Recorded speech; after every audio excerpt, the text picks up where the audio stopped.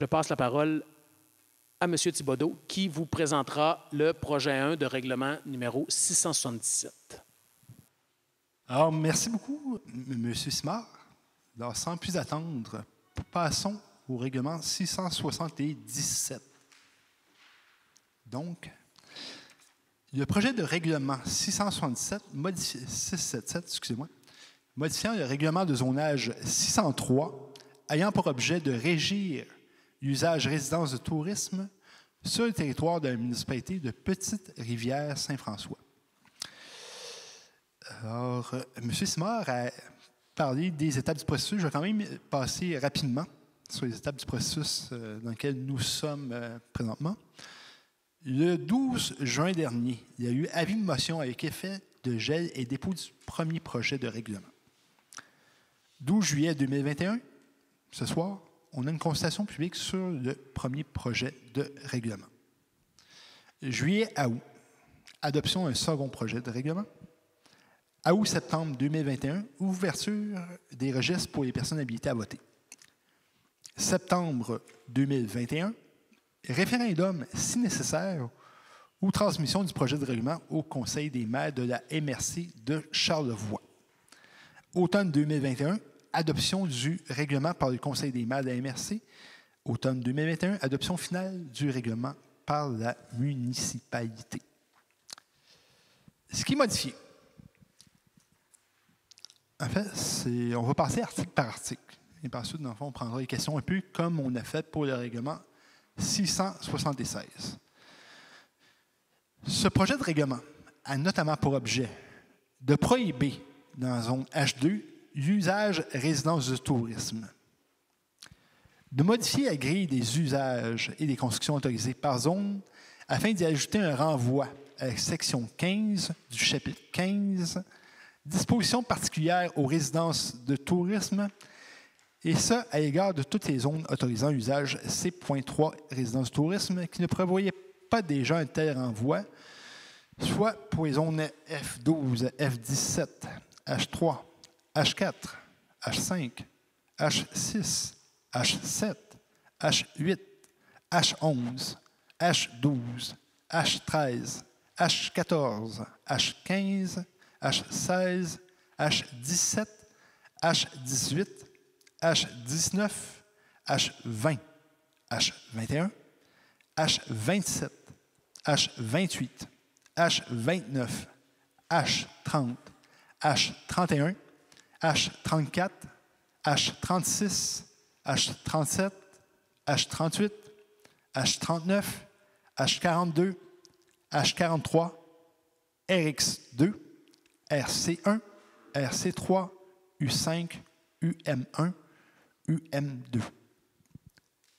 De prévoir un nombre de contingentements aux fins de limiter le nombre de résidences de tourisme pouvant être exercées à l'intérieur de certaines zones, soit les zones H1, F12, F17, H3, H4, H5, H6, H7, H8, H11, H12, H13, H14, H15, H16, H17, H18, H19, H20, H21, H22, H24, H25, H26, H28, H29, H30, H31, H34, H36, H37, H38, H39, H42, H43. Le nombre maximal de résidences de tourisme par zone est indiqué au projet de règlement. Nouvel article 15.15.1.1. De prévoir des modalités d'application des règles relatives aux normes contingentement. Modalités d'application. Perte de droit. Déclaration pour le maintien du droit. Registre, etc. de revoir la règle de distance séparatrice entre un usage C.3 résidence de tourisme et un usage du groupe habitation. Et ça à l'intérieur des zones F12, F17, H3, H4, H5, H6, H7, H8, H15, H16, H17, H18, H19, H20, H21, H27, H30, H31, H34, H36, H37, H38, H39, H42, H43, RX2, U5, UM1 et UM2. De prévoir des conditions, de prévoir des conditions relatives à l'exercice de l'usage C.3 résidence de tourisme, et ça, à l'intérieur de toute zone où cet usage est autorisé, incluant les obligations qui doivent être respectées par le propriétaire ou l'occupant d'un immeuble. D'agrandir la zone H1 à même une partie de la zone F4. D'agrandir la zone H36 à même une partie de la zone H35. D'agrandir les zones H8 et H9 à même deux parties de la zone RX3. En fait, je viens de vous donner les grandes lignes du projet. Ce que je propose pour la suite, on va passer article par article, on va regarder ce que ça implique. Donc, on va commencer par le premier point, soit prohiber dans la zone H2 l'usage C.3 résidence du tourisme. En fait, c'est le nom dit. Cette modification a pour objectif de ne plus autoriser l'usage résidence de tourisme en zone H2. Donc, ce que vous voyez à l'arrière, en bleu, c'est la zone H2, ce qui a été identifié ici à l'arrière.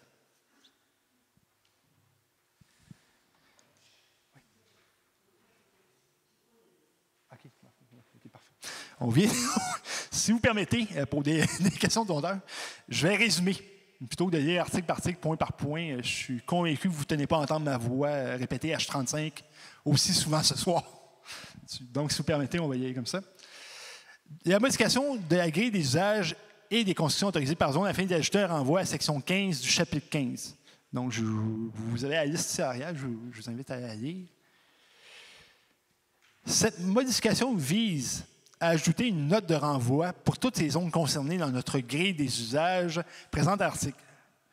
Voici ce que ça représente. En fait, je vais vous l'expliquer. Lorsqu'on a la grille des usages dans notre règlement de zonage 603, on a des renvois qui sont possibles à côté d'un usage. On a un X, on va mettre l'exemple un chiffre 2, 3 ou 4, peu importe où on est rendu dans la liste, et ça indique à la personne qui lit le règlement ou à la personne qui veut appliquer ou qui veut le consulter finalement, qu'il y a un renvoi. Donc oui, c'est autorisé, mais il faut qu'il aille voir à telle section du règlement. Il y a des conditions spéciales qui s'appliquent. Donc cet article-là sert à ceci. De prévoir une norme de contingentement aux fins de limiter le nombre de résidences de tourisme pouvant être exercées à l'intérieur de certaines zones. Et là, vous avez la liste, on va y revoir un peu plus tard, ces zones-là vont vous être décrites. Le nombre de résidences de tourisme par zone est indiqué au projet de règlement. Et on les a ici. Et en fait, vous avez l'ensemble des zones de contingentement actuellement. Donc, je vous laisse la voir. Vous allez avoir accès aussi aux documents un peu plus loin.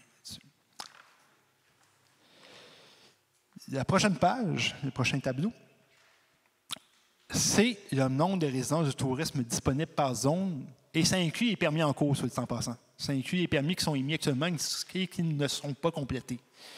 Donc, ça vous donne le portrait le plus juste possible et imaginable en fonction de la zone où vous vous trouvez.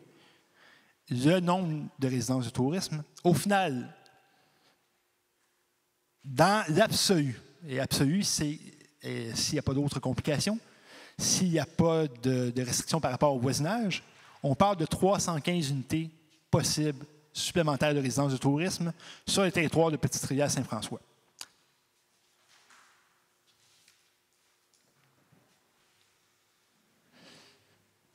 Donc, on va y aller ici.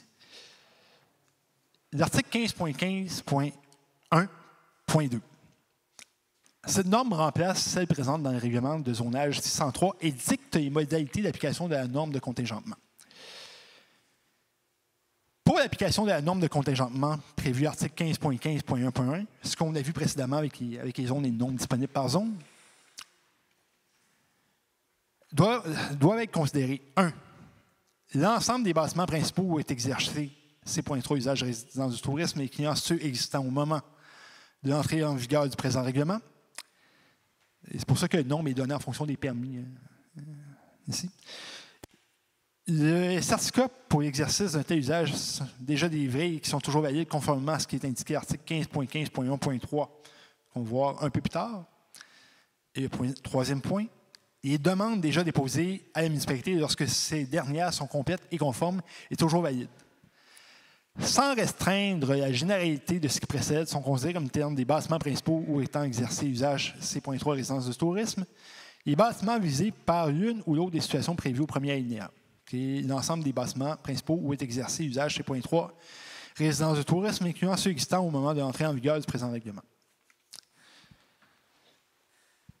L'article 15.15.1.3.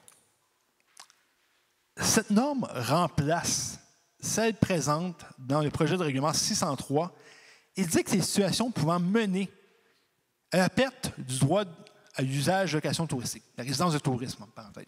Dans quelle situation est-ce qu'un propriétaire d'une résidence de tourisme en date, si le projet de règlement passe, notamment en 2021, pourrait perdre son droit? 1. Si l'usage a fait l'objet d'un certificat, l'usage qui a fait l'objet d'un certificat d'occupation n'est pas exercé de façon continue, au plus tard 6 mois à compter de la date de délivrance du certificat. Deuxième situation, si cet usage a été abandonné ou la cessé est interrompu, si la cessé ou a été interrompu pendant une période de 12 mois consécutifs. Troisième alinéa, si le propriétaire fait défaut de déposer la déclaration prévue article 15.15.1.4, on va voir un peu plus loin, dans le délai prévu, ou si cette déclaration fait état de l'abandon de son droit ou du fait qu'il a cessé ou interrompu cet usage pendant une période de 12 mois consécutifs, ou du fait qu'il n'entend plus exercer cet usage dans l'immeuble. Voici les 3 situations qui pourraient entraîner une perte du droit. Malgré ce qui précède, lorsqu'il y a interruption ou cessation involontaire de l'exercice C.3 résidence de tourisme pour quelque cause naturelle ou indépendante de la volonté du propriétaire, telles que faillite, incendie, etc., le droit d'exercice d'un tel usage dans un bâtiment principal est conservé. La situation typique et que personne ne souhaite, vous avez une résidence de tourisme, mais il y a un feu malheureusement qui se produit dans votre résidence de tourisme. Votre résidence est considérée comme perte totale. Vous ne perdez pas votre droit, c'est indépendant de votre volonté. On vous demande cependant de reconstruire et de prendre les autorisations nécessaires. Cependant, on considère que le fait d'avoir un bâtiment incendié ou démoli par quelque cause indépendante de la volonté du propriétaire ne devrait pas faire en sorte de vous faire perdre votre droit. Ce droit est perdu si les travaux de reconstruction ou la reprise de usage C.3, résidence du tourisme, n'a pas fait objet de la délivrance d'un certificat d'occupation conformément au présent règlement dans les 12 mois de destruction, de l'interruption ou de la cessation. Autrement dit, vous avez 12 mois pour reconstruire et réexercer l'usage par la suite. Pour les fins du présent règlement et sous réserve des droits reconnus au 2e alinéa du présent article, une telle reprise de l'usage dont les droits sont devenus caducs ou ont été perdus est considérée comme l'exercice d'un nouvel usage C.3 résidence du tourisme et est assujetti à la norme de contingentement prévue à l'article 15.15.1.1. Je vais vous le décortiquer, ça peut être un peu complexe. On vous demande de façon annuelle de prendre le certificat d'occupation de votre résidence de tourisme. Si, pour une des situations décrites précédemment, vous n'avez pas renouvelé ce certificat-là, on considère que vous avez abandonné votre droit. Et si vous voulez en faire exercice de nouveau, vous devez réentreprendre la démarche. Et si dans l'intermède, malheureusement, la norme de contingence a été atteinte, malheureusement, on ne pourra pas réémettre votre certificat d'occupation. D'où l'importance de faire cette déclaration. Je vais aussi faire mini parenthèse sur le projet de loi 100. En cours de route, la ministre du Tourisme, Mme Proulx, a déposé en juin dernier, donc tout récemment, le mois dernier, le projet de loi 100. Et je dis projet de loi, j'insiste, il n'est pas encore en vigueur. Le projet de loi 100 est un projet de loi qui se veut une réforme de la loi sur l'hébergement touristique et qui, s'il est adopté tel que déposé, permettra notamment à la ministre du Tourisme de suspendre ou annuler l'enregistrement d'un établissement d'hébergement touristique à la demande du municipalité lorsque cette demande est fondée. Le ministre peut, dans le premier cas, suspendre l'enregistrement pour une période de 2 mois. Par la suite, si ça continue, suspendre l'enregistrement pour une période de 6 mois lorsque l'enregistrement de l'établissement a déjà été suspendu en application au paragraphe 1. Autrement dit, c'est la deuxième gradation, c'est la deuxième prise, si vous voulez, au bâton. La première prise, c'est 2 mois, après ça, 6 mois. Et la troisième prise annule l'enregistrement qui a déjà été suspendu en application du paragraphe 2. C'est un élément. Le projet de loi 100 est un peu plus long que ça, il contient plus de dispositions. S'il y en a qui se posent la question, okay, où était la perte de droit et tout par rapport à ça, la municipalité a fait le choix d'y aller de façon légale et il y aurait possibilité, si un jour le projet de loi 100 est adopté tel que déposé, que la ministre suspende ce droit-là. Pour l'application du premier alinéa, les cas déterminés par le règlement doivent notamment considérer les infractions de tout règlement municipal en matière de nuisance, de salubrité ou de sécurité. Autrement dit, si le projet de loi 100 est adopté, la municipalité pourrait signaler, exemple, la résidence de tourisme, je veux dire, une adresse qui n'existe pas, 12 chemin des 12 lieux. Okay? La personne a commis des infractions en matière de nuisance, la municipalité envoie un avis au ministre et le ministre pourrait le suspendre si le projet de loi 100 vient à échéance. On passe à l'article 15.1.4. Cette norme remplace celle présente dans le règlement 603 et énonce l'obligation de déposer au fonctionnaire désigné une déclaration de droit pour l'usage résidence de tourisme. Je vais vous dire 15.1.4. Maintien du droit déclaration. Tout propriétaire d'un immeuble où est exercé un tel usage ou qui a excusez-moi, il est rough, je suis désolé, ou qui a antérieurement déclaré à la municipalité l'exercice d'un tel usage ou obtenu un certificat d'occupation pour l'exercice d'un tel usage doit au plus tard le 1er juin, il y a toujours la date du 1er juin, de chaque année déposer au secrétaire trésorier de la municipalité ou à l'officier municipal une déclaration indiquant 1. Le fait que son immeuble a été utilisé au cours des 12 mois qui précèdent sa déclaration au titre de résidence de tourisme. 2. Qu'il ait toujours de l'intention de son propriétaire d'exercer un tel usage dans les 12 prochains mois suivant la date de déclaration signée. C'est important cet article-là. C'est vraiment, vraiment important. Et ça va faire partie, dans le fond, des éléments que vous allez pouvoir compléter en ligne sur le site Internet. Il va y avoir des rappels aussi. On vous rassure, le but, ce n'est pas de faire perdre un droit à quiconque lorsqu'il n'y a pas de droit à perdre. Okay, on va vous informer, on va faire les rappels.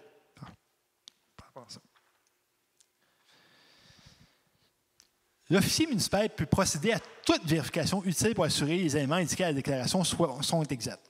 Et au besoin de procéder à une visite ou à un examen des lieux conformément au pouvoir prévu au règlement 603 ou tout autre règlement accordant un tel pouvoir de visite et de vérification à l'officier municipal.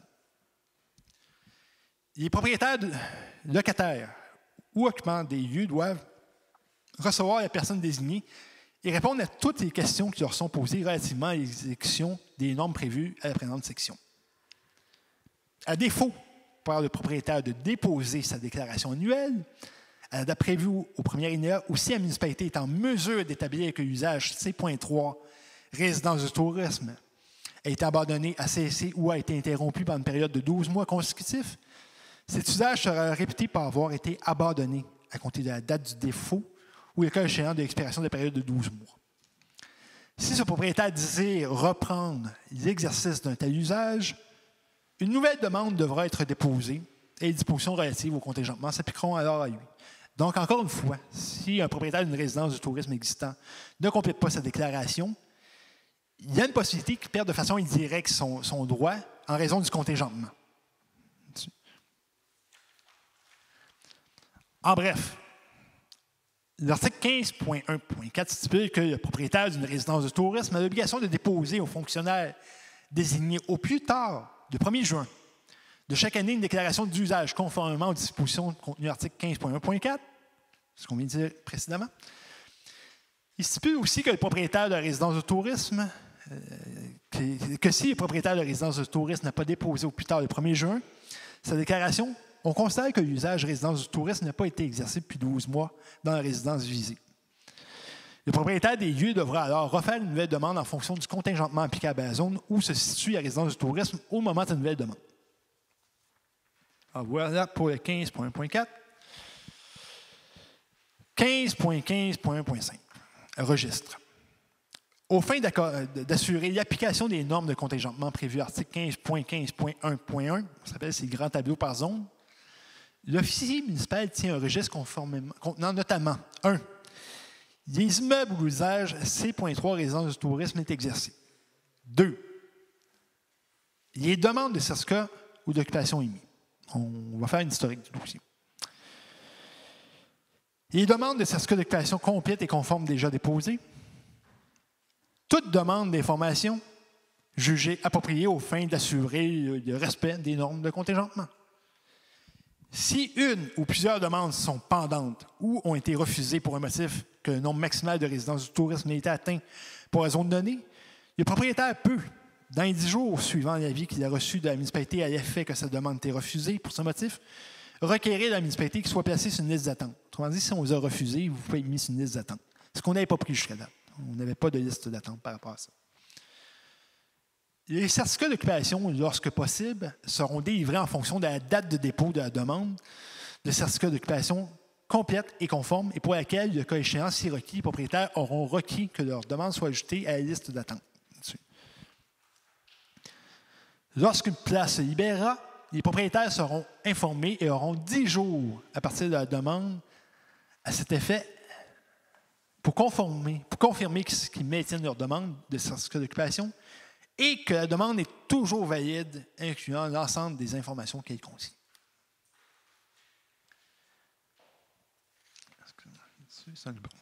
En bref, l'article 15.15.1.5 stipule que la municipalité tiendra un registre des résidences du tourisme. La municipalité tiendra un registre des demandes pour un certificat d'occupation pour l'usage de résidences de tourisme. La municipalité tiendra une liste d'attente pour les demandes reçues dans les secteurs où la contingence est atteinte.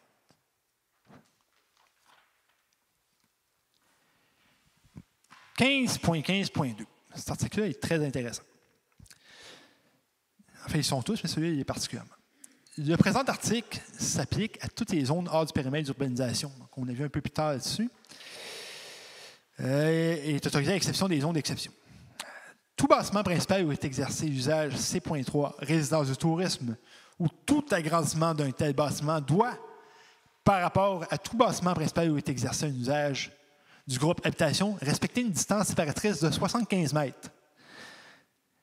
Cette distance se calcule à partir de l'enveloppe extérieure de chacun des bâtiments en établissant une droite imaginaire entre les parties les plus avancées des bâtiments considérés, à l'exception des saillies. Autrement dit, les avant-toits. Ces trucs-là, on ne les considère pas dans le calcul. Des équipements connexes. Exemple, si vous avez une thermopompe. Une thermopompe, ça peut rajouter une certaine distance. Cette distance doit également être respectée à l'égard d'un bâtiment principal projeté pour lequel un permis de construction pour un usage du groupe habitation a été délivré par la municipalité dans la mesure où ce permis est toujours valide. Dans le cas où un usage du groupe habitation a débuté dans le bâtiment principal visé au 2e alinéa ou après le 10 mai 2018, la distance prévue au présent article s'applique sans tenir compte du bâtiment principal où est exercé cet usage. Voici, la prochaine diapositive, je vous ai fait un graphique pour expliquer un peu la différence. L'ancien règlement prévoyait une distance séparatrice, on parlait de l'eau adjacent. Et on incluait aussi ce qu'il y avait au bord de la rue. Donc, dans l'ancien règlement, on ne pouvait pas implanter une résidence de tourisme sur un lot adjacent à une résidence principale. Prenez, ça sort peut-être un peu mal, mais si vous regardez le premier tableau, si vous regardez en bas, je dirais, si on prend 1, 2, 3, 4, c'est le 3e quartile. En haut du 3e quartile, en haut à droite, vous avez ce qui serait une résidence principale. Mais les 4 points. en haut, au bord de la rue, le terrain arrière, le terrain adjacent à droite et le terrain adjacent latéral. Avec l'ancien règlement, on ne pouvait pas implanter une résidence de tourisme dans le cas où la résidence au centre était une résidence non locative. Ce que propose le règlement 677, c'est une norme qui se calcule en fonction d'une distance en mètres et non pas de l'eau adjacent. Okay? Ce qui peut permettre, dans certains cas, lorsque les gens ont des terrains qui sont immenses, de pouvoir quand même exercer l'usage dans un cas comme ça. Le but, finalement, derrière ce règlement-là, est de créer une zone tampon, si vous voulez, une zone de tranquillité. Et on croit qu'avec 75 mètres, on va avoir un effet similaire par rapport à ça.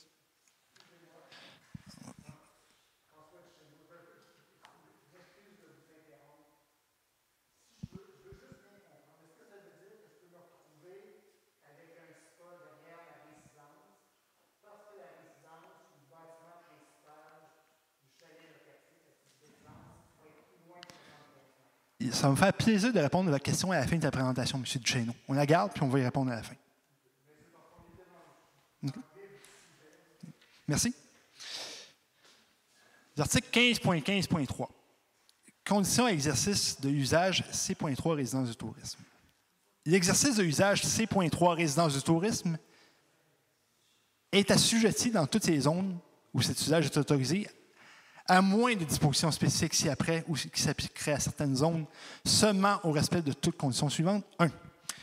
Donc, vous devez respecter le nombre d'espaces de stationnement hors rue, aménagés et maintenus, doit en tout temps respecter les normes prévues à l'article 9.1.3 du présent règlement. On a des normes par rapport au stationnement et, en fait, votre demande va devoir respecter ces normes-là.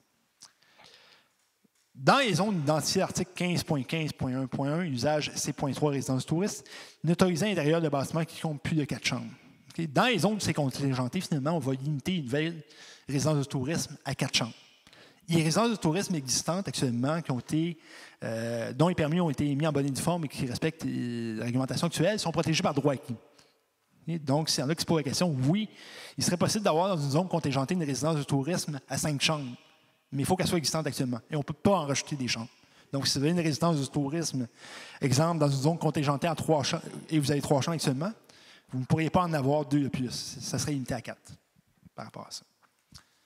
3. Le propriétaire doit détenir en tout temps des permis ou attestations requis en vertu de la loi sur les établissements touristiques et des règlements adoptés en vertu de cette loi ou de toute autre loi ou règlement exigeant un tel permis, attestation ou enregistrement. Point 4. Un panonceau indiquant la catégorie d'établissement d'hébergement touristique ou qui est requis selon le cadre législatif et réglementaire identifié au paragraphe 3 doit être affiché en permanence sur le bâtiment principal sous le numéro civique de ce bâtiment. Point 5. Il est interdit en tout temps de maintenir sur l'immeuble où est exercé, et ça même pour une courte période, une tente roulotte, véhicule récréatif ou tout autre objet, ouvrage, construction de même nature destiné aux mêmes fins. Autrement dit, l'usage de résidence de tourisme s'installe dans la résidence. Il ne vous est pas permis, et on l'a vu, ce n'est pas une invention, là, des gens qui installent une tente à côté d'une résidence de tourisme pour acheter des chambres supplémentaires ou installent une tente sur un terrain résidentiel pour le louer sur Airbnb ou une autre plateforme. Ce n'est pas permis. Que ce soit le typique, la roulotte, la maison, je trouve n'importe quoi, l'usage de la résidence de tourisme s'exerce dans un bâtiment principal qui est prévu à cet effet. Bref, l'article 15.15.3 stipule les conditions d'exercice de usage résidence de tourisme. 15.15.4. Devoir du propriétaire ou de document de l'immeuble. Parce que il y a des devoirs qui viennent avec ça.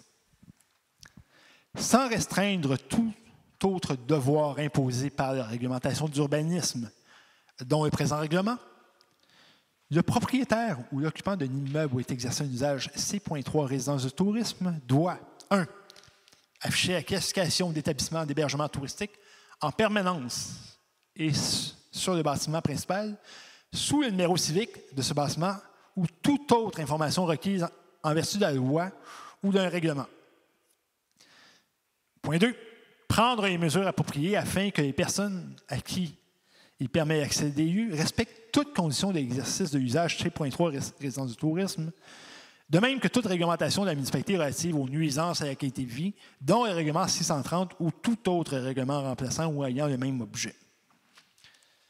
L'article 15.15.4 vient énoncer le devoir du propriétaire ou l'occupant d'un immeuble utilisé à des fins de location touristique.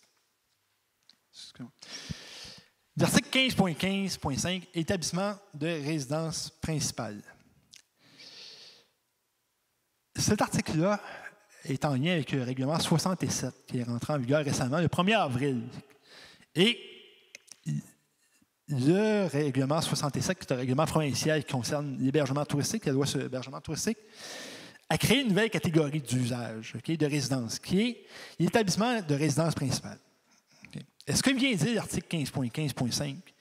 Il vient dire que dans la présente section, ne peut être interprété comme ayant pour objet d'interdire l'exploitation d'un établissement d'hébergement touristique où est offert au moyen d'une seule réservation de l'hébergement dans la résidence principale de la personne physique qui l'exploite à une personne ou un seul groupe de personnes liées à la fois et n'incluant aucun repas servi sur place, et ça au sens de la loi sur les établissements, la loi sur les établissements d'hébergement touristique et des règlements adoptés en vertu de cette loi. Autrement dit, le règlement 67 du gouvernement provincial a créé une catégorie d'établissements que la municipalité ne gère pas. Et l'article 15.15.5 vient établir la distinction. Parce qu'au final, la municipalité ne peut pas légiférer sur le règlement 67. C'est pourquoi on établit la distinction. Il y a des éléments sur lesquels la municipalité peut légiférer par rapport aux résidences du tourisme, mais l'établissement de résidence principale, malheureusement, et je dis malheureusement, la municipalité ne peut pas intervenir. C'est un règlement provincial. Donc, on trouvait important, essentiel, d'établir la distinction entre les deux. On va passer à la prochaine section au niveau des agrandissements et des modifications des zones. Parce qu'au-delà de la résidence du tourisme, notre projet de règlement 667 touche aussi certaines zones. On a retouché certaines zones, dont la zone H1. On a agrandi la zone H1 finalement à même la zone F4 afin de la prolonger jusqu'à la route 138. C'est pour des considérations de logique de territoire que j'appelle. On trouvait ça un peu particulier d'avoir une zone qui ne se rendait pas vraiment à la route 138. Donc, on a tout simplement décidé d'augmenter la zone H1 à la route 138. Soit dit en passant, ça ne touche pas le contingentement. Le fait d'agrandir la zone n'a pas d'effet sur le contingentement. Ce n'est pas à cause qu'on ajoute des terrains en zone H1 qu'on permet plus de terrains de résidence de tourisme. Excusez-moi, je vais juste m'assurer. Oui. L'agrandissement de la zone H36. Le plan de zonage faisant partie intégrante de ce règlement est modifié par l'agrandissement de la zone H36 à la même partie de la zone H35. Donc, autrement dit, on va chercher quelques terrains dans cette zone-là. Agrandissement de la zone H8 et H9. Les zones H8 et H9 sont agrandies à même deux parties de la zone RX3, tel qu'illustré ci-après. Autrement dit, la zone H8, elle va longer la rue principale et la zone H9 aussi. En fait, c'était pour qu'elle se rende à la rue principale d'avoir une logique par rapport aux éléments sur le territoire, soit la rivière et la route. C'est principalement ça. Dans le concret, vous allez passer à côté. Je crois que ça prend une très bonne connaissance du territoire pour être capable de voir la distinction entre les deux.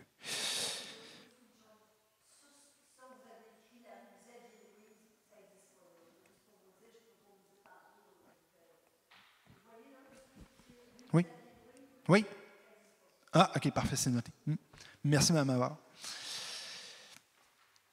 Et au final, le présent règlement remplace le projet de règlement 659, modifiant le règlement de zonage 603. Ce dernier règlement 659, en fait, il n'est pas rentré en vigueur. Bref, le règlement présenté ce soir remplace celui que vous avez vu le 15 février dernier. Ce que vous avez vu le 15 février dernier, finalement, on le remplace parce qu'il vous est présenté ce soir. Donc, on va passer à la période de questions-commentaires.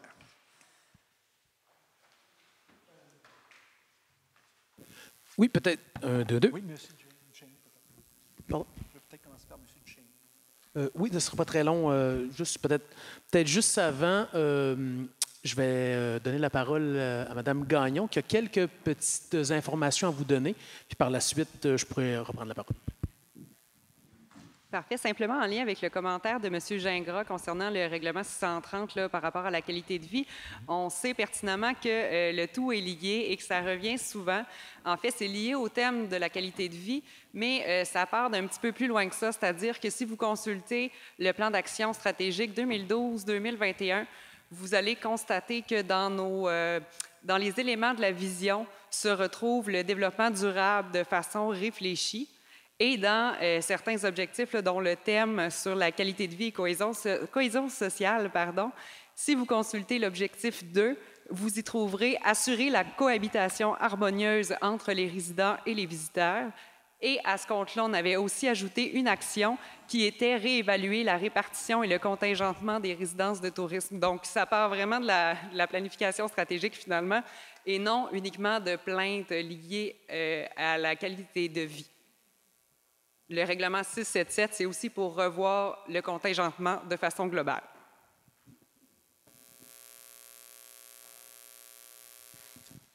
Tant qu'à être là. Donc, si vous consultez aussi un deuxième aspect du thème, soit la qualité de vie et jeunesse, vous trouverez aussi appliquer des mesures de consolidation des zones résidentielles qui est aussi intimement liée avec la planification stratégique.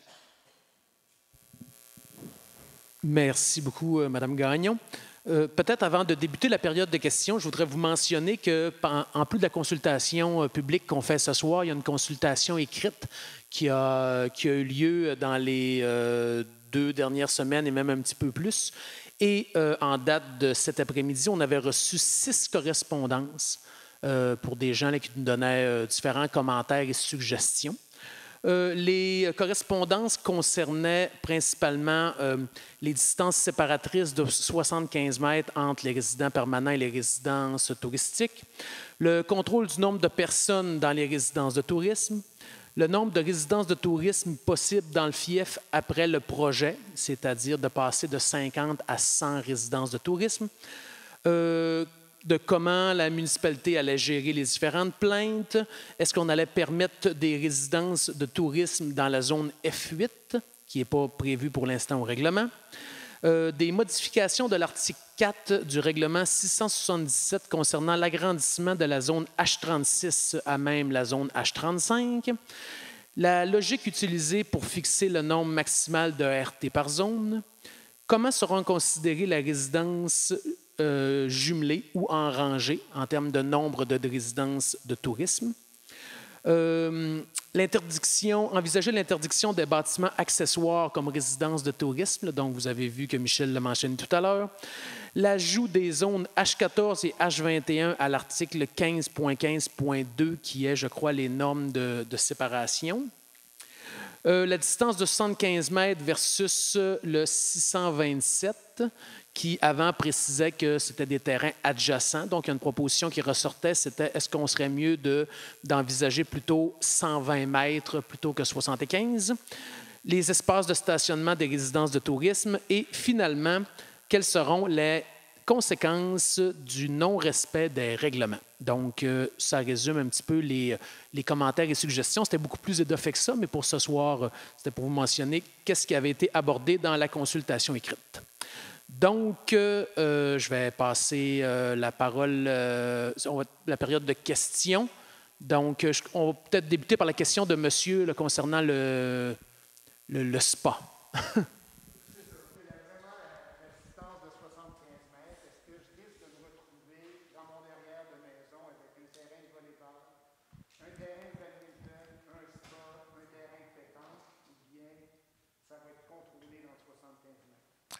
C'est une très bonne question, M. Chesneau. En fait, la réponse est simple et pas à la fois. Peut-être, c'est possible. Je vous explique pourquoi. En fait, le règlement prend les fondations du bâtiment. On ne prend pas en compte les équipements extérieurs. On ne prend pas en compte les autres équipements extérieurs. Donc, dans certains cas, oui, ça pourrait être possible. Cependant, ce qu'il faut garder en mémoire, c'est qu'on a des normes de déboisement assez sévères à Petite-Rivière Saint-François. Et nos normes de déboisement ont, entre autres, un effet au niveau du son. On travaille par rapport à ça.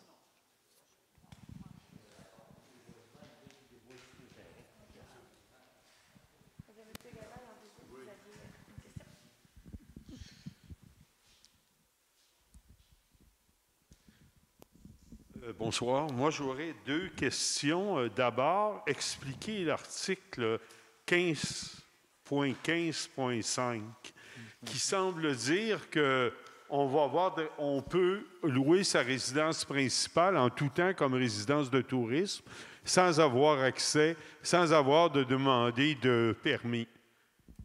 Vous dites rien dans la présente section ne peut être interprété comme ayant pour effet d'interdire l'exploitation d'un établissement d'hébergement touristique où est offert au moyen d'une seule réservation de l'hébergement dans la résidence principale de la personne physique qui l'exploite à une personne ou à un seul groupe de personnes liées à la foi et n'incluant aucun repas, etc. Donc, ça veut dire que moi, pour être concret et pratique, j'ai une résidence, je veux la louer à une personne ou un groupe de personnes, je peux le faire. Je n'ai pas besoin d'avoir de certificat, je n'ai pas besoin d'avoir d'accréditation de l'ITHQ, de la corporation touristique, etc. Est-ce que moi, j'ai mal compris votre nom au début? Vous êtes monsieur?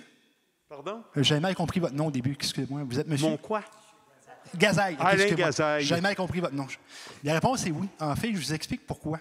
En fait, oui, ce que vous avez avancé, M. Gazaille, est vrai. Et je vous explique pourquoi.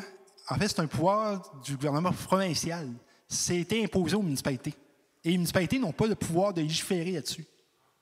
Donc, c'est pour ça qu'on n'y a pas touché. C'est qu'on n'a pas le pouvoir de légiférer sur cet article-là. Et ça provient d'une modification réglementaire, qui est le règlement 67, qui a été adopté par le ministère du Tourisme.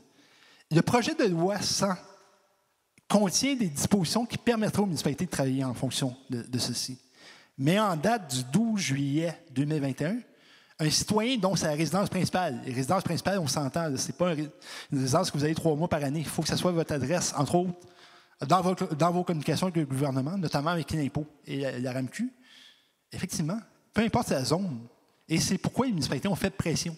Les municipalités, lorsqu'on a vu ça arriver, c'était peut-être pas idéal pour nous. Mais il faut qu'on vive avec. Donc, on n'a pas le pouvoir de légiférer ce type d'établissement-là. Et c'est pourquoi on a marqué une démarcation entre les deux. OK. Deuxièmement, j'ai une deuxième question. Vous dites à 15.15.1 que vous tenez des registres sur les différents... sur les résidences de tourisme. Oui. Je voudrais savoir si vous ne pourriez pas tenir un registre, dans ces registres-là, le registre des plaintes qui ont été faites par rapport à chacune des résidences. Oui. Comme ça, quand vous renouvelez votre autorisation, vous avez ça devant les yeux. Secondo, lorsque la corporation de l'industrie touristique vous consulte pour savoir si elle doit renouveler le permis à la résidence d'un touriste, vous avez toute l'information là. Puis ça serait aussi demandé à votre agence de sécurité qu'elle fasse des rapports sur les plaintes qu'elle reçoit, puis que ces rapports-là soient enregistrés. C'est une excellente suggestion, M. Gazaille. Merci beaucoup. Je vais aller voir madame avant, elle m'a fait... Oui, bonjour. Alors, moi, mes questions concernent, entre autres, la zone H1. Oui. Vous avez limité le nombre de constructions à 100, alors que les autres zones qui ont été modifiées avec un pourcentage de 25 %. Oui. Pourquoi avoir arrêté à 50 supplémentaires au lieu d'avoir atteint 25 %, ce qui aurait fait environ 127 résidences? En fait, on y allait selon aussi le milieu, par rapport au milieu. On a essayé de trouver un équilibre, un point d'équilibre entre les demandes et les gens qui habitent le secteur. Et on y a été par étapes. Donc 50. Il n'est pas dit qu'un jour, la municipalité ne va pas se repencher sur le dossier du fief pour en autoriser plus. Ce n'est pas impossible, mais ce qu'on vous propose ce soir, via le règlement 677, c'est un ajout de 50 nouvelles résidences de tourisme au fief. Michel? Deuxième question. Excusez-moi, juste pour compléter, pour répondre à votre question, c'est qu'on a tenu compte aussi des deux séances de consultation. Il y a eu une consultation, une première consultation au niveau des citoyens. Par la suite, il y a eu une deuxième consultation pour le règlement 659, que les gens nous ont donné leurs commentaires. Puis tout ça, ensemble, a arrivé à emmener les chiffres qu'on vous présente ce soir. Fait que c'est pas... c'est suite avec les recommandations des citoyens qui nous avaient fait parvenir. OK. Merci. Merci, Serge. Merci. J'ai aussi le point 15.15.1.3, perte de droit. Oui. Je vais le jumeler avec le 15.15.1.4 parce que dans le numéro 1, 2 et 3 et dans l'alinéa 15.15.1.4, vous mentionnez ce que je disais tout à l'heure de présenter une preuve avant le 1er juin de chaque année. Dans le 15.15.1.3, vous mentionnez dans les 3 alinéas 3 délais différents. Fait que je ne sais pas si le premier, l'usage continue au plus tard 6 mois. Après ça, le deuxième, 12 mois consécutifs. Puis dans le troisième, ben, on perd le droit si on n'envoie pas l'accréditation qui est du 1er juin pour le point suivant. Je trouve qu'il y a pas mal de délais. Peut-être que, je ne sais pas si ça revient à dire la viabilité. Là, on parle de quelque chose qui est existant, mais encore au niveau de la construction, entre le jour où tu achètes un terrain et le jour où tu es prêt à faire la location, il se passe pratiquement 12 mois. Là. Non, c'est un bon point. Merci beaucoup, Mme Brisson. Ça me fait plaisir. J'ai un autre élément au niveau des distances séparatrices. Est-ce que le 75 mètres, l'objectif, c'est-tu de remplacer le 627 ou si c'est simplement pour le complémenter? Parce que c'est pas adjacent. Si c'est 75 mètres, on n'a plus besoin du 627. En tout cas, c'est ma déduction. Hein? Dans le fond, c'est pas compliqué, c'est que ça vient... le 75 mètres vient remplacer le adjacent. Adjacent qui faisait partie du 627. Exactement. Merci. Je peux peut-être ajouter, là, parce que bon, je sais que le 75 mètres, si tu permets, Michel, je sais que le 75 mètres, là, ça a été discuté. On avait le adjacent, là, maintenant on met le 75 mètres, vous voyez un petit peu comment c'est calculé. C'est certain que ça peut avoir un impact, monsieur le disait tout à l'heure, ça peut avoir un impact sur de très grands terrains. Donc, s'il y a 2 terrains qui sont assez grands, donc théoriquement, ça voudrait dire qu'une résidence de tourisme pourrait être à côté d'une résidence permanente. Pour tout vous dire, on aimait bien le adjacent aussi. Si on a dû le modifier, c'est parce que la jurisprudence, dans le fond, nous a démontré que fallait donner des distances. Donc, le fait d'être adjacent, ce n'était pas suffisant. Donc, c'est ça qui nous a amené à changer le adjacent qu'on aimait bien, ça avait le mérite d'être clair, comparativement à... et là, on a mis 75 mètres. Pourquoi 75 mètres? C'est que la moyenne des terrains ont environ 50 mètres.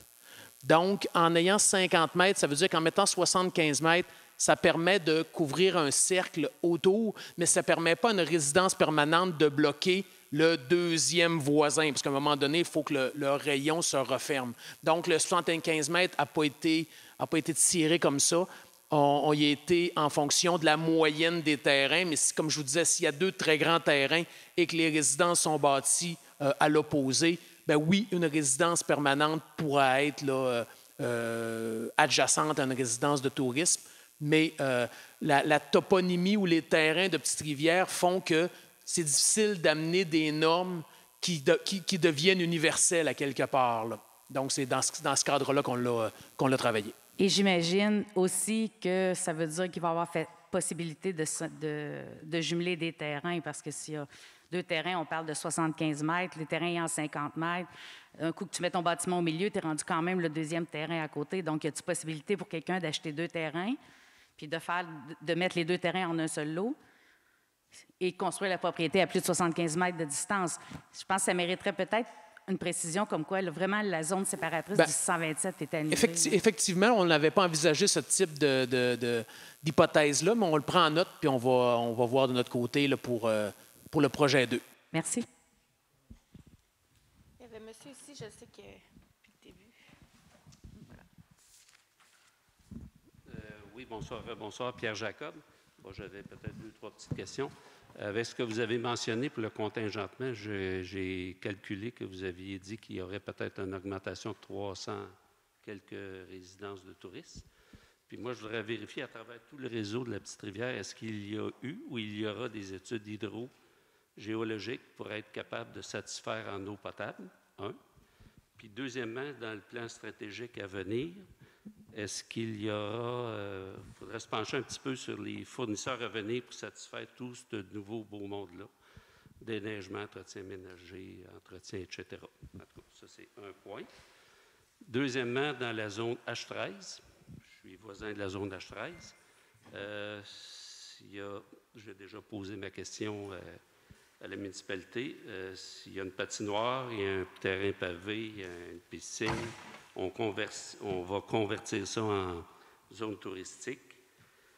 Fait que je me demande où est-ce qu'on s'en va avec ça. Puis de plus, j'ai déjà posé la question là, c'était l'Écho de la Petite-Rivière. On disait qu'on pouvait permettre aux résidences d'installer des conteneurs usagés. Puis moi, je trouve ça complètement inacceptable, compte tenu qu'on doit obtenir des permis de construction avec des résidences, avec une architecture qui se démarque. On est dans la biosphère. Fait que moi, je ne comprends pas. Puis j'inviterais les inspecteurs à aller vérifier ces conteneurs-là qui n'ont pas de revêtement extérieur. Fait que c'est un peu ça mes préoccupations. À part ça, moi, je suis bien content d'être un résident de Petite-Rivière-Saint-François. Fait que je vous invite, si vous voulez prendre note de mes questionnements et interrogations. Merci beaucoup pour vos questionnements, M. Jacob. Je vais essayer de ne pas en oublier. Je vais commencer par la dernière. Je vais commencer par la question du container. Effectivement, la municipalité a déposé un projet de règlement pour autoriser des bâtiments avec une structure de conteneur métallique. On parle de structure. Et les demandes de permis, tant pour le bâtiment principal que pour le bâtiment complémentaire, vont devoir faire l'objet d'une analyse par le comité consultatif d'urbanisme en fonction de notre plan d'implantation et d'intégration architecturale et devront être approuvés par le conseil municipal. Et on ne parle pas de conteneurs laissés sur le ROF en bon latin. Ils vont devoir être recouverts, ils vont devoir s'intégrer au même titre qu'on demande une intégration dans les zones où les demandes de permis de construction sont assujetties à notre PIA. Donc oui, c'est possible, c'est vrai, mais ça va être très codé et toute demande, à la fois pour un cabanon, que ce soit un cabanon ou un bâtiment principal, vont devoir faire l'objet d'une analyse par le comité consultatif local et être approuvée via résolution par le conseil municipal avant que je puisse émettre un permis. Donc, vous ne verrez pas de container qui traîne sur un terrain. Moi, c'est ce que je ne vois pas, voisin de mon terrain. Parfait. Je vous invite. Dans un tel cas, je vous invite à m'envoyer un courriel et de faire cet effet-là. Est-ce que ça répondait à votre question, M. Jacob? En autant qu'on a un suivi, ça répond à ma question. Parfait. Pourriez-vous me répéter votre première question, excusez-moi, M. Jacob? Moi, la première question, c'est vous augmentez. Moi, je calculais un petit peu le contingentement maximal, c'est au-dessus de 500 à 600. Probablement qu'il y en a qui ont déjà cette autorisation-là. Mais à travers toute cette zone-là, puis tout ça, oui, je me dis, moi, mon interrogation puis mon inquiétude, est-ce qu'il va y avoir suffisamment d'eau pour tout ce beau monde-là? Puis ça exclut probablement le massif, les refuges, les chalets forêts, les chalets fleuves, tout ce que vous voulez le mettre, là, j'aimerais ça être rassuré là-dessus. Oui, tout à fait. Regardez, c'est une très bonne question et votre interrogation est tout à fait légitime, M. Jacob. On pourra vous répondre par écrit par la suite. Vite, comme ça, je n'ai pas d'informations, mais je pourrai vous répondre par la suite. Bon, bien, merci d'accueillir ma question. Merci à vous. Merci.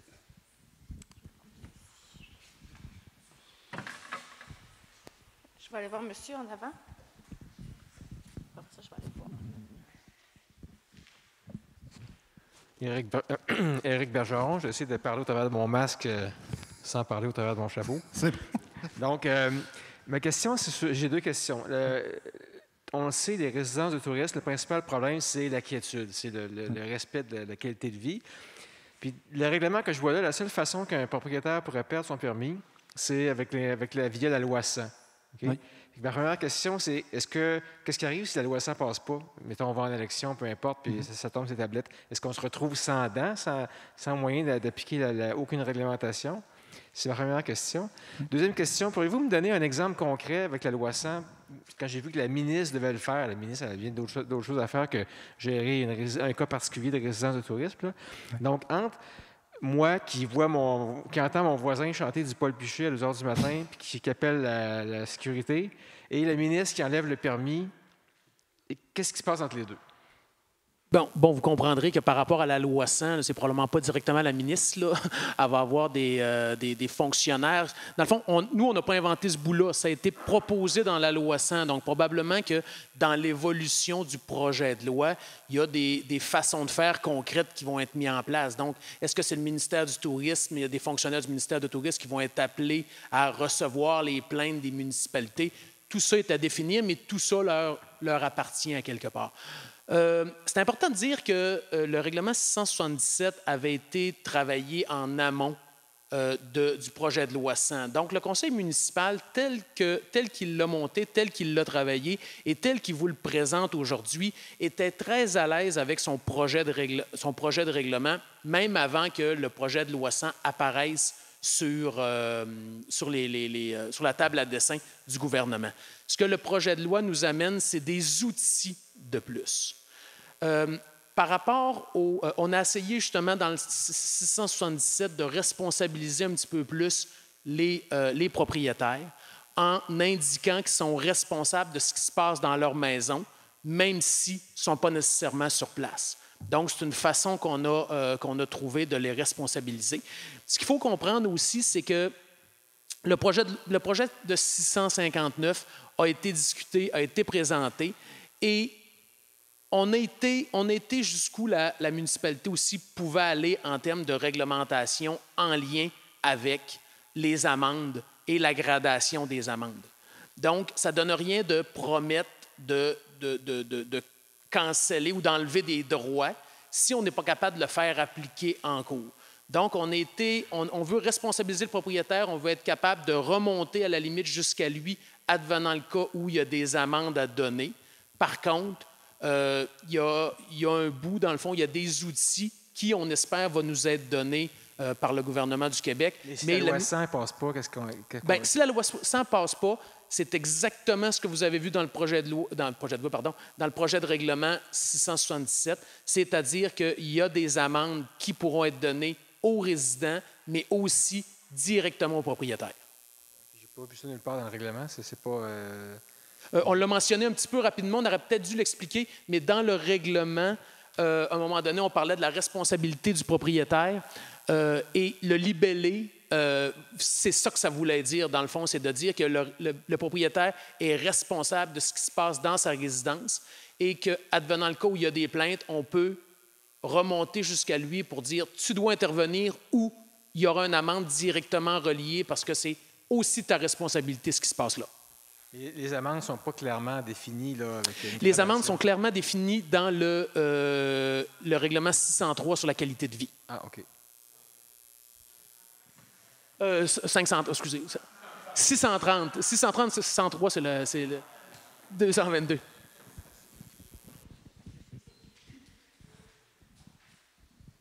Merci. Pierre Gingras.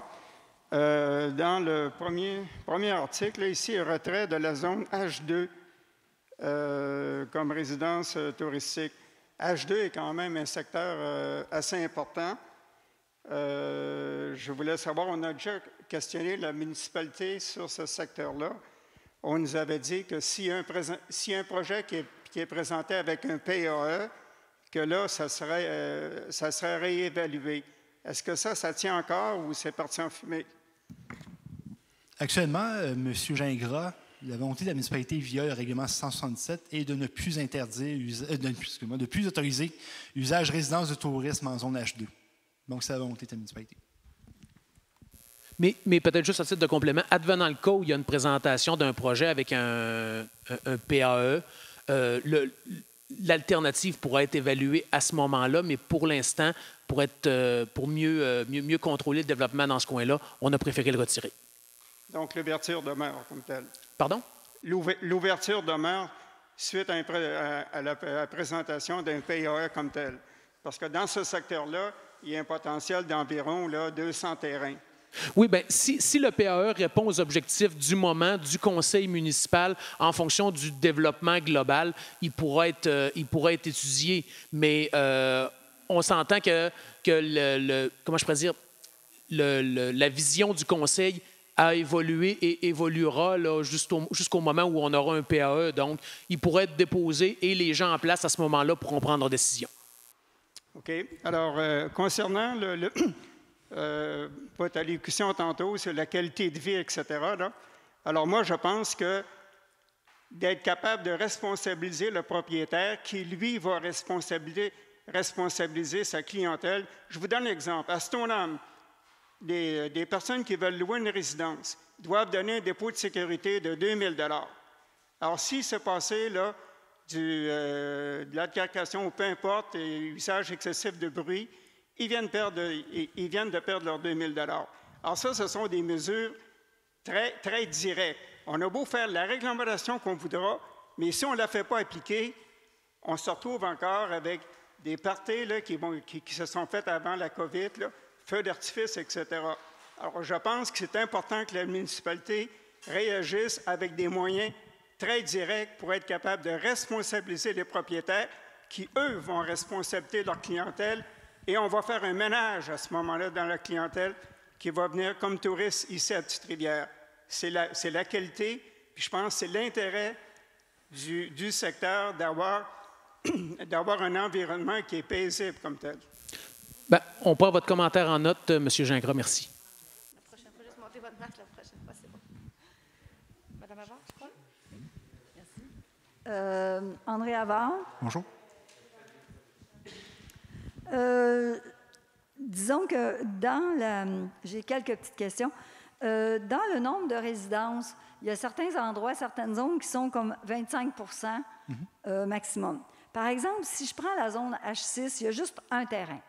Donc, le 25 il est applicable à un terrain. Est-ce que ça veut dire que le propriétaire pourrait décider de diviser ça en 4 à un moment donné, en faire 3 autres, juste un résidence touristique, puis 3, ou si ça va toujours rester juste un terrain? En fait, le contingentement est applicable à l'unité de résidence de tourisme. Donc, si la personne sépare, par exemple, son terrain en 4 lots de façon conforme et que sur les 4 lots, la personne décide de faire, je dis n'importe quoi, mais 4 résidences de tourisme, elle va devoir respecter le contingentement applicable à la zone. Alors, donc, juste un, finalement. Dans ce cas-là, s'il en reste juste un, oui, ça serait juste un. Disons que si on fait, pour connaître le nombre de résidences de tourisme sur votre... Est-ce qu'on multiplie, par exemple, quand c'est les zones à 25 on multiplie ce chiffre-là par 4, puis on sait le nombre de résidences qui sont dans cette zone-là? Je pourrais vous répondre. La méthodologie est un peu plus complexe que ça. Je pourrais vous répondre par écrit. Non, c'est pas... OK. C'était juste... Mais juste à titre d'information, Mme Havard, c'est que les calculs ont été effectués sur environ 1800 terrains, je crois. Donc, advenant le cas, là, comme le nombre de terrains disponibles dans la matrice, là, on parle de 1800 terrains au total. Donc, ça met en perspective un peu 300 terrains. Là, si on additionne, justement, là, je parle de l'article 2, 15.1, si on additionne le contingentement à 551, bien, je pense qu'il ne faudrait pas... En tout cas, là, vous venez de faire une grosse ouverture parce qu'il y a à peu près, je ne sais pas, 230 quelques, puis on va en avoir 315 de plus. Alors, il faudrait y tenir à ça. Il ne faudrait pas déroger. Il ne faudrait pas qu'il y ait des dérogations parce qu'à un moment donné, vous arrivez au maximum, puis là, bien, il y a d'autres pressions, puis etc. Je pense que si votre règlement veut être solide, bien, il faudrait y tenir à ça parce que... Madame, alors, c'est plus que le nombre de... Juste pour répondre à votre question, dire qu'on ouvre beaucoup, là, c'est... Encore là, ça, c'est selon les chiffres que vous avez. On parle de 550 présentement.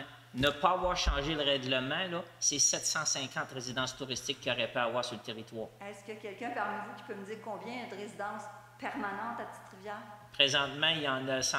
Je te parle juste en dehors du périmètre urbain. Là, on parle toujours, là, quand on parle de chiffres, c'est toujours en dehors du périmètre urbain. Quand on a fait nos statistiques, là, il y avait 180 résidences permanentes en dehors du périmètre urbain, puis il y en avait 215 qui étaient résidences touristiques. OK, puis là, vous montez jusqu'à 500. Fait que là, c'est ça. Là. Mais il reste quand même que l'idée, c'était de réduire ce nombre-là pour justement, comme Marie-Ève a mentionné, respecter le plan stratégique, puis à ce niveau-là. Dans ce même ordre d'idée-là, à ce moment-là, peut-être vous pourriez penser à créer, entre guillemets, ce qu'on appellerait des zones franches, où vraiment les gens qui veulent s'établir ici, soit des familles, des travailleurs, des retraités, etc., puissent choisir une zone qui ne soit pas entourée ou qui n'ait pas de résidence touristique. Il y en a très peu. Tantôt, vous avez dit, là, M. Gingras a parlé de la zone H2, c'est ça? H2. Bien, si justement il n'y a pas de résidence touristique là, ça va faire une zone franche. Il n'y en aura pas. Donc, les gens vont pouvoir choisir d'aller s'installer là parce qu'ils vont savoir en partant qu'ils vont avoir une meilleure qualité de vie, c'est sûr. Très bonne idée, Mme Havard. Merci beaucoup. On va prendre vos commentaires en note. Si ça ne vous dérange pas, on va peut-être juste... Oui, tout à fait. Peut-être juste un point, Stéphane, si vous permettez, Mme Avant, c'est important ce que vous avez dit. En termes de développement de résidences touristiques, je pense qu'on a atteint un seuil critique, là. Et tout ce qu'on entend, tout ce qu'on voit présentement également, c'est qu'on manque de logements ici à Petite-Rivière. Donc, il y a un besoin criant. Fait que donc, de notre plan stratégique ou une gestion du développement, bien, va être considérée là, dans les prochains développements, compte tenu de ce qu'on a à répondre comme besoin présentement là, des gens qui s'installent à Petite-Rivière.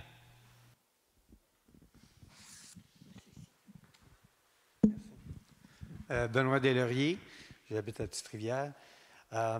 Vous avez dit tout à l'heure que la règle au niveau de l'adjacent est complètement changée pour le 75 mètres. Oui.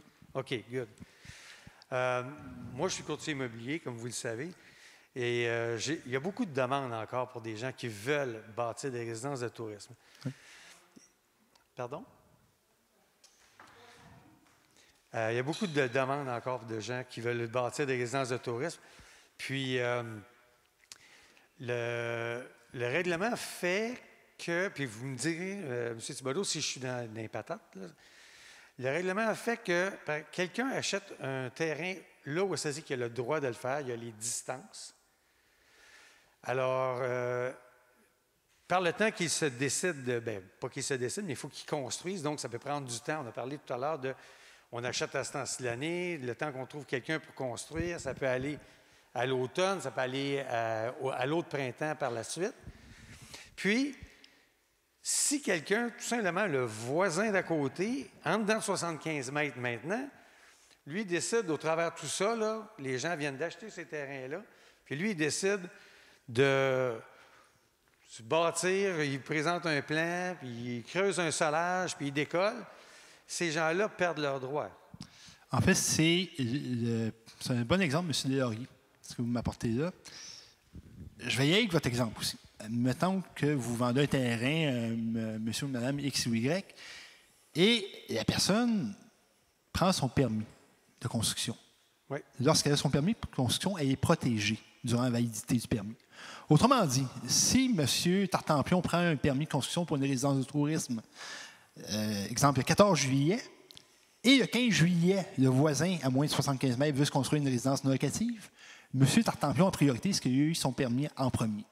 Cependant, si M. Tartampion ne fait rien et que le permis devient nul, malheureusement, c'est le voisin, qui va avoir le droit. Là, vous ne parlez pas de permis de construction pour M. Tartampion. Vous parlez d'un permis pour une résidence de tourisme. En fait, l'usage résidence de tourisme lié avec le permis de construction. C'est très difficile de loger des gens dans un endroit où on n'a pas de toit. OK.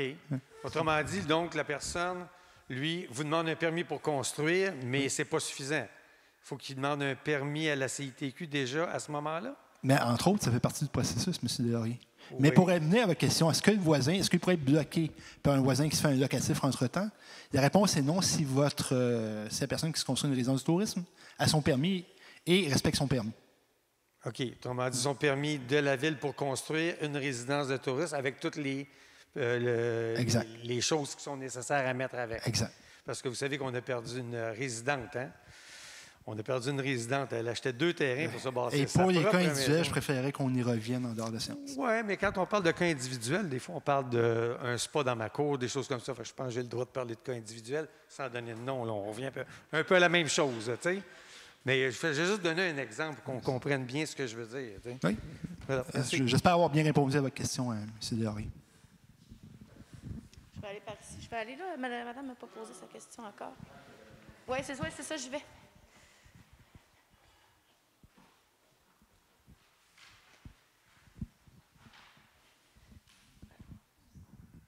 Oui, bonjour. Nathalie Sirois, je demeure sur la promenade du Saint-Laurent. Bonjour. J'ai 2 petites questions. À l'article 15.15.3, deuxième point, vous mentionnez que les résidences de tourisme sont limitées à un bâtiment de 4 chambres. J'aimerais ça bien comprendre ce qu'on entend par bâtiment. Dans le sens, par exemple, si quelqu'un se construit un multilogement de 6 unités, est-ce que ce serait interdit? ou si on construit un duplex avec 2 unités de 3 chambres à coucher, est-ce que ce serait interdit? En fait, c'est la classe d'usage selon la zone. Je vais répondre par votre exemple. Le multifamilial ou le multiplex n'est pas autorisé partout. Donc, c'est l'unité intérieure de la construction.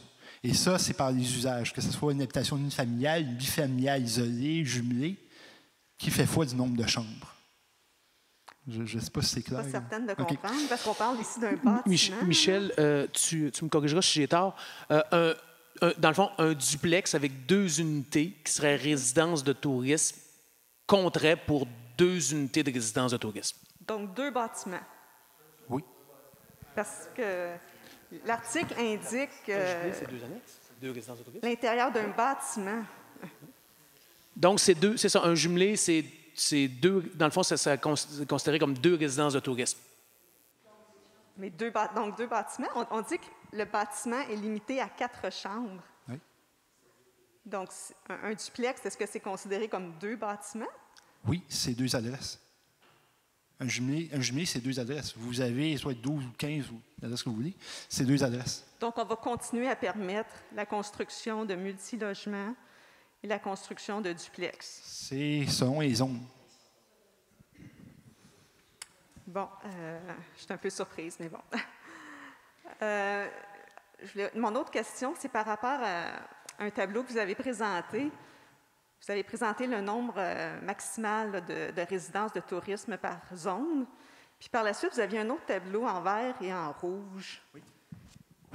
Puis il y avait certaines zones en rouge. Est-ce que ça veut dire que dans ces zones-là, on aurait déjà atteint le nombre maximal de résidences de tourisme? Oui, on a 3 zones pour lesquelles le nombre a déjà été atteint. Donc, pour les propriétaires de résidences de tourisme dans ces zones-là, ils vont devoir se dépêcher à faire leur demande de certificat d'occupation.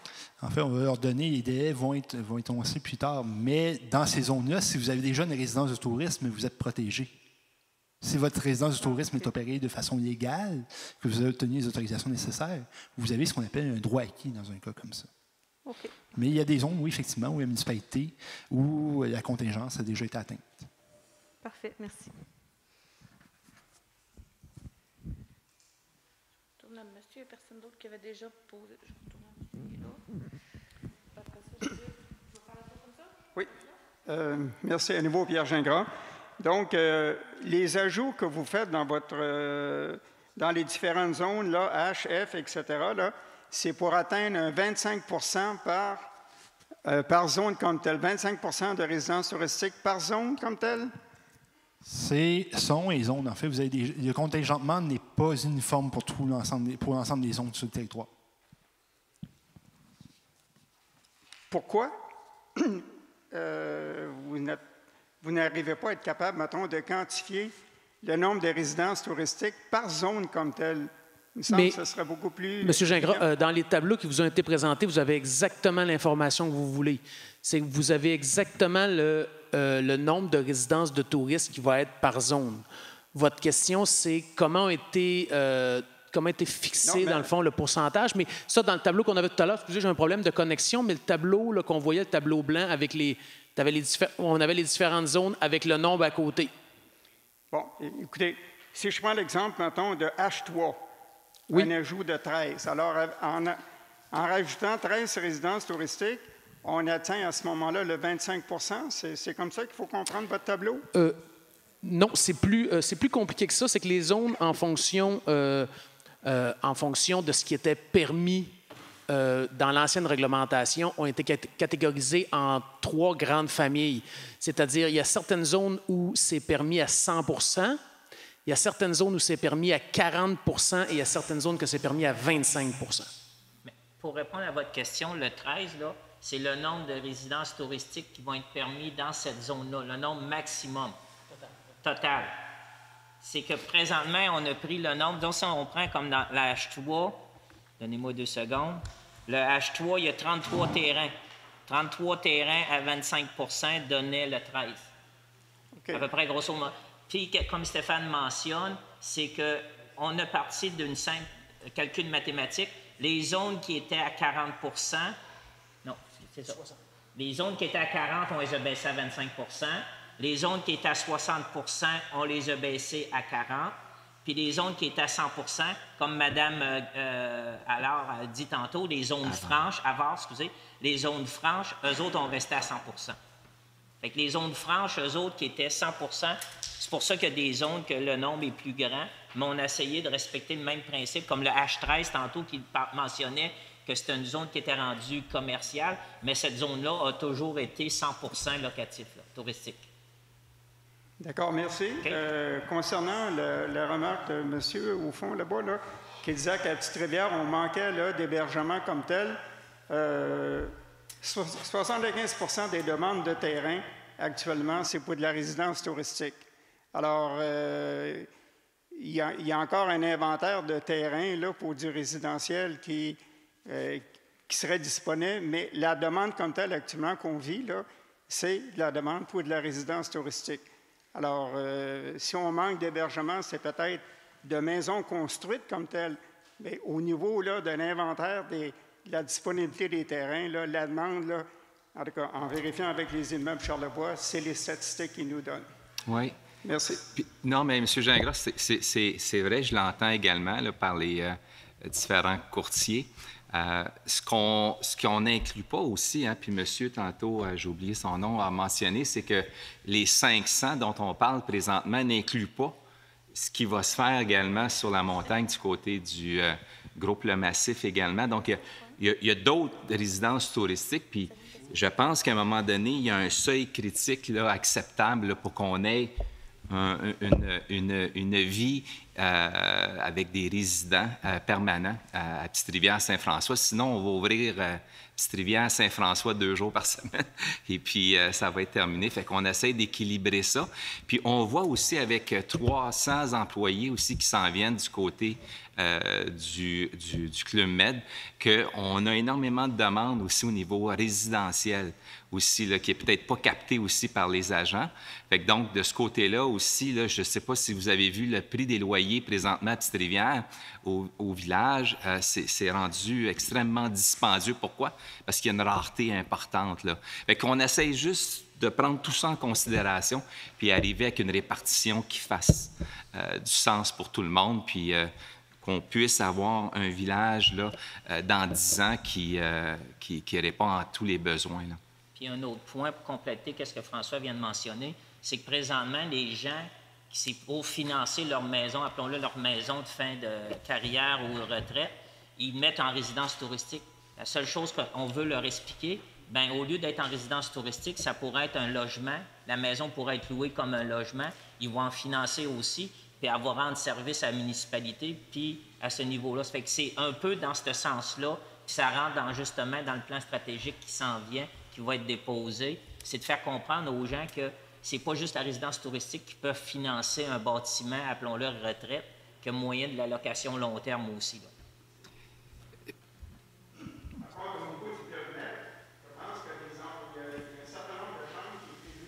Oui, c'est exact.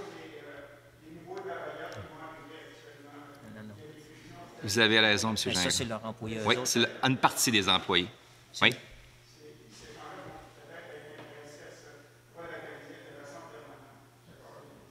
Oui, c'est une...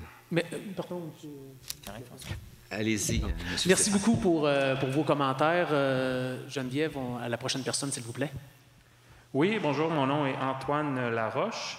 Premièrement, je voudrais juste peut-être émettre un petit commentaire là, par rapport à la quiétude puis le bon voisinage à Petite-Rivière-Saint-François. Moi, je suis propriétaire de quelques résidences de tourisme. Je trouve que vous avez raison de dire qu'on doit sensibiliser les propriétaires de résidences de tourisme. Je voudrais aussi ajouter que ce serait important de sensibiliser les compagnies de gestion, les différentes compagnies de gestion de la région. Là, il y en a plusieurs, j'imagine que vous les connaissez déjà.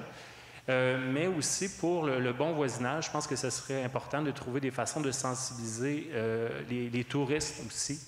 Il y a des pancartes pour les avertissements de feu à l'entrée là, sur le chemin de la Martine. Je pense que ce serait bien de faire une campagne de sensibilisation pour sensibiliser les clients aussi. Je sais que ça revient aux propriétaires, mais le demi de 1% de touristes qui cause problème, je pense que si on travaillait tous ensemble, il y aurait moyen de mieux sensibiliser ces gens-là, puis peut-être restreindre encore plus là, les touristes qui causent problème.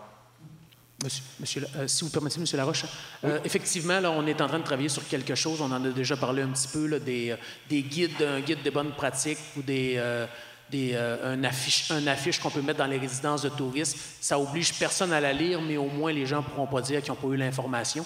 Donc, c'est quelque chose qu'on veut offrir aux propriétaires de résidences de tourisme pour qu'ils le mettent bien en évidence. Oui, exact. Puis d'après moi, vous allez avoir 100% des propriétaires qui vont contribuer à ce niveau-là. J'avais une petite question par rapport au certificat d'occupation que vous allez émettre le 1er juin. Vous avez répondu à madame, là, je crois que tout le monde ceux qui avaient des droits acquis, ça allait être respecté. Oui. Mais juste à titre d'exemple, là, disons dans la zone H quelque chose, disons qu'il y a 20 résidences de tourisme qui sont permis et que présentement, il y en a déjà 18. Est-ce que les 18 résidences de tourisme déjà en place vont avoir priorité pour aller chercher leur certificat d'occupation? Sinon, parce qu'il y a des gens qui vont se pitcher aux portes, en bon français, là, pour aller chercher un permis pour une nouvelle construction. Et à ce moment-là, peut-être que vous seriez prêt à dépasser le chiffre que vous aviez établi. En fait, merci de votre question, M. Laroche. En fait, le chiffre que vous voyez actuellement, je peux juste vous donner un exemple. Je prends une zone, comme ça, mettons que je prends la zone H24. Le nombre que vous voyez de permis disponibles prend en considération les permis déjà existants et les résidences existantes actuellement. Donc, on considère que les résidences de tourisme existantes vont devoir s'enregistrer, mais ils sont calculés dans le nombre. C'est à défaut de s'enregistrer qu'il y pourrait avoir la perte. Oui, parfait, je comprends. Je voulais juste dire que s'il n'y a pas une petite période tampon, là, puis qu'il y a 10 nouvelles demandes qui se font, vous allez peut-être vous retrouver à vous faire couper l'herbe sous le pied à ce niveau-là. Mais c'était mon petit commentaire. Sinon, par rapport au... c'était le projet de loi précédent, là, mais je ne trouvais pas que ça valait la peine de prendre le micro pour ça, par rapport au point, à l'article 5.9.2, qui fait référence à la conformité des installations septiques. Je me demandais si ce point-là était seulement pour les nouvelles constructions ou si c'était également pour les résidences de touristes qui sont déjà en place. Je vais chercher l'article, ce ne sera pas très long. Je vais essayer de chercher 15 points.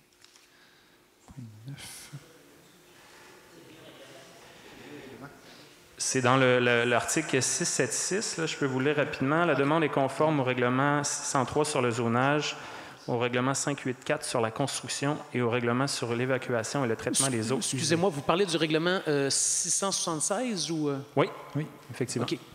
Donc, pouvez-vous me rappeler l'article? 5.9.2, juste en dessous de émission d'un certificat d'occupation.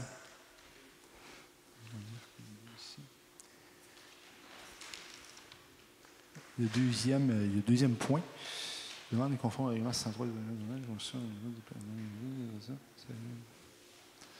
En fait, on considère que la résidence doit être correctement desservie en eau et au niveau de ses installations septiques aussi, notamment au nombre de chambres. En fait, ce qu'on veut s'assurer, c'est qu'un propriétaire d'une résidence de tourisme, exemple, pour lequel il y a une fosse septique de 4 chambres, ne soit pas dans une résidence de tourisme où il y a, je donne un cas extrême, 19 chambres dans la location. Bonsoir, Langis Lagagnère. On parlait du domaine, des horaires qu'il y avait là. On ne veut plus que ça se produise, mais là, je ne suis pas certain, après avoir entendu des commentaires sur le nombre de chambres, entre autres, par terrain, qui ne pourrait pas dépasser 4. Donc, s'il y a un jumelé, on aurait bien aimé qu'il n'y ait plus de jumelé dans le H21, mais s'il y a un jumelé, confirmez-moi, s'il vous plaît, si c'est un maximum de 4 chambres pour l'ensemble du terrain. Monsieur Lagagnère, je vais vous annoncer quelque chose. En fait, je vais vous rappeler quelque chose. La zone H21 a déjà atteint sa contingence quant au nombre de résidences de tourisme. Donc, en théorie, il ne devrait pas en avoir d'autres. Parfait. Merci. Ça me limite dans mes deux autres questions. Ça me limite dans mes deux autres questions. Merci. Lequel? Non, c'est l'ancien domaine du Massif. Pardon, mais je m'excuse. Juste, s'il vous plaît, on va... Le domaine de la falaise, non. Donc, Martin Lerouge, propriétaire de résidence copropriétaire de résidence de tourisme sur Promenade du Saint-Laurent. Juste faire écho aux commentaires qu'on a fait tantôt sur le 4 chambres. Je vous encourage fortement à revoir parce que je pense qu'il y a un consensus. Il n'y a plus personne qui veut de 8 chambres. On a tous entendu que ça crée des problèmes de coexistence. Donc, à revoir. Je comprends aussi que vous êtes à la merci du ministre pour responsabiliser essentiellement les propriétaires de résidences de tourisme. Vous attendez la nouvelle loi. Moi, je vous suggérais entre-temps de peut-être mettre publiquement les plaintes qui sont faites avec le détail. Ça peut être une mesure incitative ou du moins dissuasive pour que les propriétaires soient plus conscients de leurs responsabilités. Oui, c'est une très bonne suggestion. On va en prendre note. Pour ce qui est de... c'est moi qui ai tiré un pavé dans la mare tout à l'heure par rapport aux résidences de tourisme. Vous m'excuserez. On va valider par rapport au duplex versus le zonage et tout ça. Peut-être que je me suis avancé un petit peu rapidement.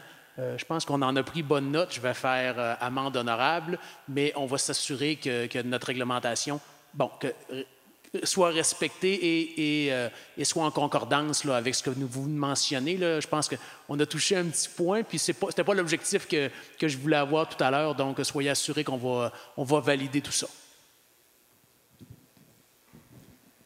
Est-ce qu'on a d'autres questions, commentaires? Monsieur ici.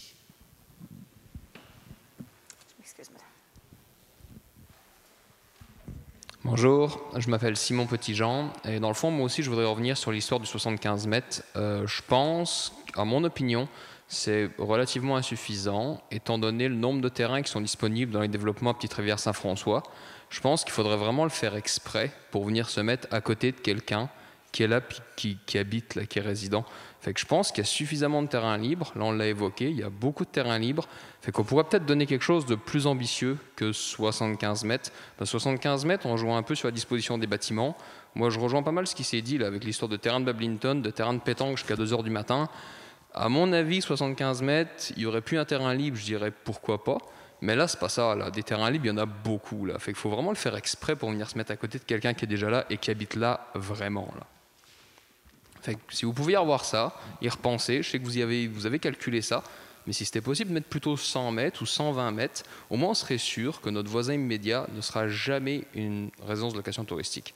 Parce que malgré le service de garde, là qui existe, puis qui est peut-être efficace, il faut comprendre qu'on peut vivre des situations compliquées, qu'il peut y avoir du monde qui fait du bruit toute la journée, et qu'à 10 h le soir, là je peux appeler le service de garde ou une milice ou je sais pas quoi, qui va venir là mettre de l'ordre. C'est bien, mais à partir du moment où moi je suis dérangé sur une base régulière, je veux pas que ce soit ça ma vie là.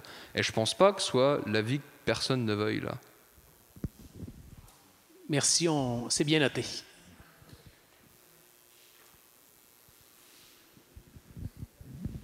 Donc, oui, madame, allez-y, je voulais pas vous... Je vous voyais pas, je suis désolée.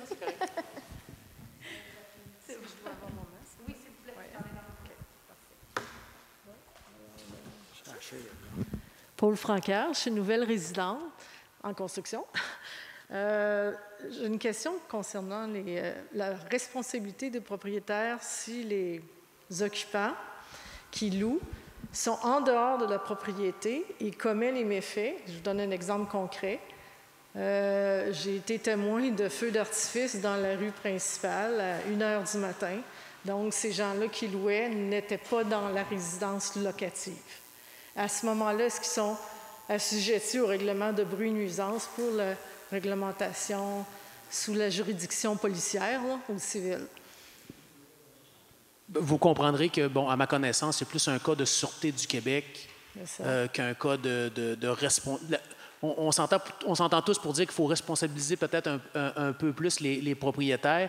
Par contre, pour qu'ils soient responsables de qu'est-ce qui se passe dans le parc ou au terrain de pétanque, là, je ne voudrais pas pousser ma chance. Donc, c'est peut-être plus un cas de Sûreté du Québec dans ce cas-là. OK. Vous avez répondu à ma question. Puis c'est surtout concernant les feux de forêt là, que je trouvais ça vraiment étrange et irresponsable de faire ça en ce moment et dans la rue publique.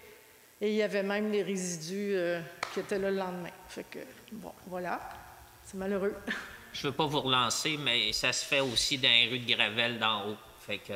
Oui, c'est ce que je comprends. Oui, c'est une problématique, puis on est conscient, puis c'est ça. Donc, j'en profite là, pour vous remercier d'avoir participé à cette soirée de consultation. Je vais laisser le mot de la fin à monsieur le maire. Donc, on a pris en main le contrôle des résidences de tourisme. C'est sûr que avec l'ancienne réglementation, la limite était peut-être très, très, très élevée. Donc, ce produit résidence de tourisme, est-ce qu'il va survivre dans le temps? Antérieurement, on avait beaucoup de gîtes touristiques il y a à peu près 40 ans. Et aujourd'hui, on n'en a plus. Donc, les résidences de tourisme, nous, on était d'accord avec vous, les citoyens, disant que c'était ouvert trop largement. On a rétréci le nombre possible de recevoir des résidences de tourisme. La cohabitation, on a fini par trouver une agence de sécurité qui veut faire de la surveillance pour nous. On va améliorer ce service-là pour pouvoir s'assurer d'avoir une bonne cohabitation entre les résidences locatives et non locatives. Donc, je vous remercie infiniment de votre présence. On a pris note de tous vos commentaires, de vos questions. Et le processus d'adoption du règlement va se poursuivre. Oui, monsieur.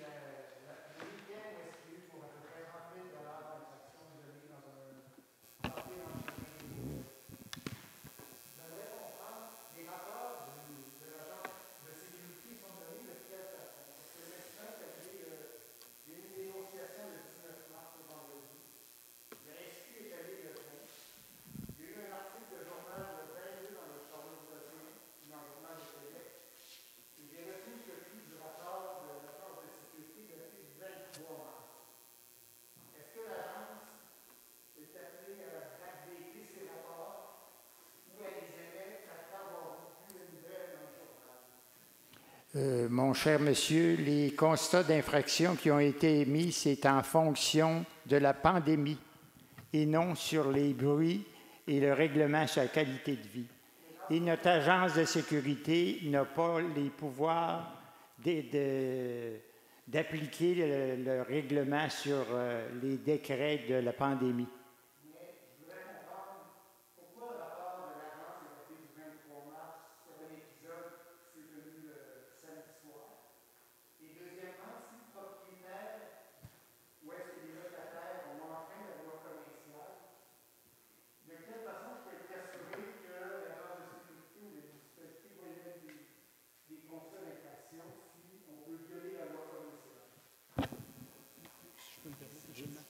Bon, ben pour ce qui est de l'événement que vous parlez, il faudrait qu'on se remette dans le contexte puis qu'on prenne les informations. Vous pourrez communiquer avec moi, là.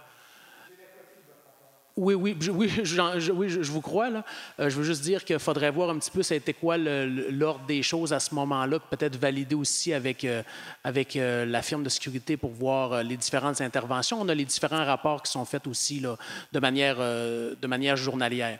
Pour ce qui est de la réglementation, je vais prendre ma chance. Pour ce qui est de la réglementation provinciale, vous l'avez dit, c'est une réglementation provinciale qui est appliquée dans ce cas-là par la Sûreté du Québec. Même avec tout le bon vouloir, la municipalité ne peut pas se substituer à la Sûreté du Québec pour appliquer certaines réglementations. Donc, l'Agence de sécurité a un mandat défini et par la suite, advenant le cas où ça sort de son mandat, ils ont comme directive d'appeler la Sûreté du Québec.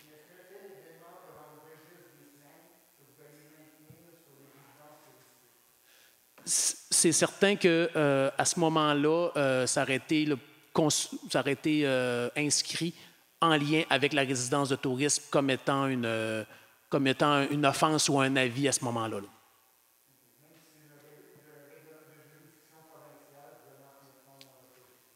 Bien, à ce moment-là, il y a eu une constatation là, parce que la Sûreté du Québec, je crois, avait été appelée par l'agence. Donc, en tout cas, mais oui, ça peut être considéré comme... parce que oui, il y a notre agence de sécurité, mais advenant le cas où la Sûreté du Québec intervient, ça devient quand même là, une offense là, au point de vue municipal.